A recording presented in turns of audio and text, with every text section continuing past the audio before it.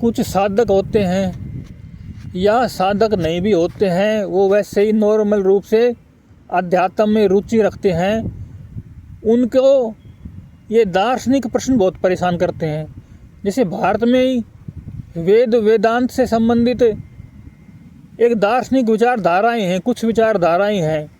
उनमें से जैसे शंकराचार्य जी का है अद्वैतवाद, मध्वाचार्य जी का है द्वैतवाद, निम्बार्काचार्य जी का है द्वैत अद्वैतवाद, और चैतन्य महाप्रभु का है भेद अभेद, चिंत अचिंत्य, और वल्लभाचार्य जी का है शुद्ध अद्वैत।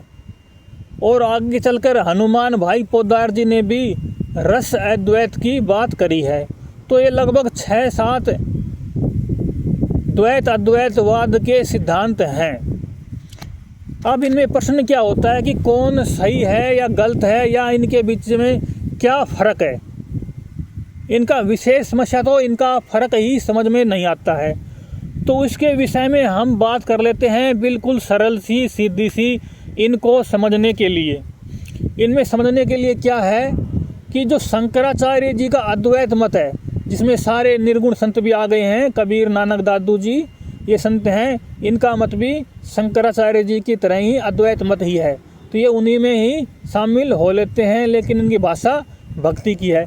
लेकिन जो ये सिद्धांत हैं, ये सारे अगर शंकराचार्य जी को अलग कर दें तो ये सारे सिद्धांत सगुण भक्तों के हैं।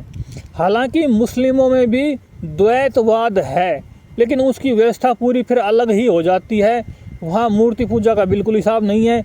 और यहाँ हिंदू संतों में, वैदिक वेद पुराण मानने वाले संतों में, दार्शनिकों में, या अध्यात्म के रुचि करने वालों में ये सगुणवाद का हिसाब अलग है। भला ही द्वैतवाद तो उनमें भी है, इनमें भी। जहाँ भक्ति है वहाँ द्वैत का स्तर शुरू से चलता ही है, काफ़ी दूर तक रहता ही है। लेकिन हम इसमें से जो स्पष्ट रूप से भेद देखते हैं वो ये है कि शंकराचार्य जी का जो अद्वैत है वो अद्वैत है साफ सुथरा, उसमें द्वैत की कोई गुंजाइश है नहीं। और जो मध्वाचार्य जी का है वो द्वैत है, उसमें दोपना है, दो को वे स्वीकार कर लेते हैं। असल में द्वैत अद्वैत भी उनका अर्थ होता है, द्वैत का अर्थ होता है कि पूरी प्रकृति या पूरी प्रकृति में जो कुछ भी है वो सब कुछ द्वैत में आ जाता है। अब बचे सारे लोग वो हैं बीच के। वो बीच के क्या हैं कि वो किसी परिस्थिति में तो द्वैत को मान लेते हैं, किसी परिस्थिति में वो अद्वैत को मान लेते हैं। मतलब वो द्वैत और अद्वैत के बीच झूलते रहते हैं, दोनों को ही मानते हैं।